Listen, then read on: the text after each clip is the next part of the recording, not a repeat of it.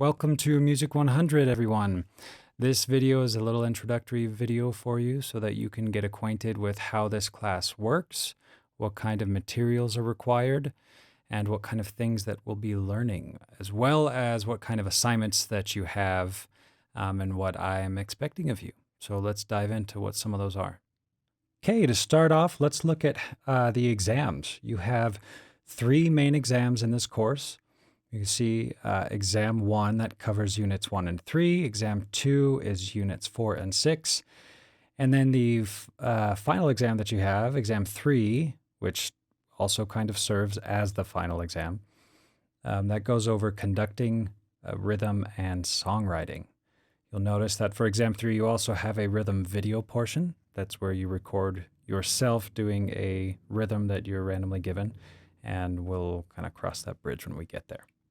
I do want to point out quickly, you do have 1 week to take each of these exams, and they are taken online on Learning Suite. Okay, let's talk about homework. So as for homework, you've got 2 key components. First, there's a worksheet for each topic, and those are due on the day that the exam opens. So these worksheets, they're crucial for reinforcing what you learn.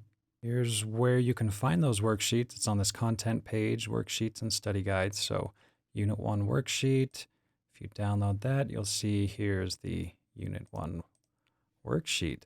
So each worksheet typically starts off with a list of terms, and we go over those in class. We'll typically go over a lot of these exercises as well, but that tends to be in the second hour, and I'll get into the structure of the class later, how we have kind of a 2-part structure for the course.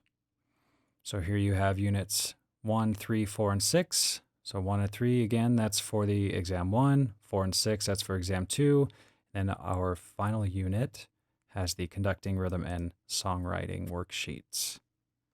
So unless I notify you of otherwise, I should be able to bring printed worksheets for the entire class. Also, just to be clear about their due dates, so the Unit 1 and 3 worksheets will be due the day that Exam 1 opens. So you have the worksheets due the day that the exams open. So the second component then of your homework is these exercise reports. You can see we have a note identification, key signature identification, interval identification, and chord identification, and finally ear training or interval identification. I typically have these due Friday. We meet on Mondays, so make sure that you keep a close eye on the schedule so that you don't miss a due date. Let's take a look at how these work. So note identification, which you'll begin this week when I begin the exam. And now you'll see I've got 3 different blocks of questions here, and each one pertains to a different exercise. The instructions here give you the link that you need to go to in order to complete the exercise. So let's go ahead and show you how this would be done. So note identification exercise 1, we'll click on that link, and we'll be brought to this challenge mode on musictheory.net for a particular exercise. And what you need to do is get 25 correct answers. And after you get 25 correct answers, you will be given a verification code.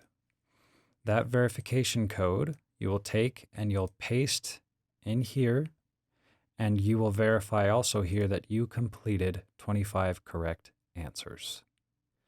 Now, just to be clear about how this works, you don't have to get 25 out of 25. You can get lots of wrong answers. And you'll notice that I've got 2 out of 14 up here. You just need that first number to get to 25. This challenge will actually stop once you have 25 correct answers. So I don't care how many you've done. So technically you could submit one that got 25 out of 100. That's just fine, as long as you get 25 correct answers total. Now, these exercises are meant to be done throughout the week. It's typically a 2-week period that you have. So please don't do all of these on the final day, all 3 exercises. Instead, make sure to progress slowly through them throughout the allotted time that you have. Let's talk for a second about the class structure, what each class period is going to look like. So each time we meet, it's divided into two parts. The first hour is dedicated to general topic discussion, and we'll be going over all the terms and activities in the worksheet. The second hour, which is optional, but I still highly recommend you staying, is for addressing questions and for further exploration. So, this second hour is a really good opportunity for a more in depth and personalized learning experience. So, if you have any particular questions about any of the topics or any very specific questions, the second hour is where you would do it. Even if you're already familiar with some of these concepts, I encourage you to stay and engage. It's a chance for a more relaxed and social and helpful study session. As far as attendance goes, attendance is graded, and you mark your own attendance. Don't forget to do this, it's very important. Also, if you're absent with an official excuse, so if you have an officially excused absence, just mark that you attended. Moving on to course materials, let's talk about what you need for this class. So, the textbook itself is optional. I provide a couple links here to the text that I've based my curriculum on, or the curriculum that has been established here for a while.